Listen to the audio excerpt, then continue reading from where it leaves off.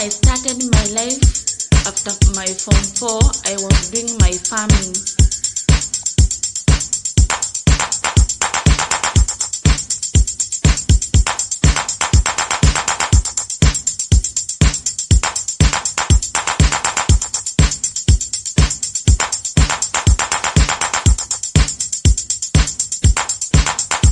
Life was so tough, but God helped me during that time when I was starting my job. But today, God has been with me and very, very faithful.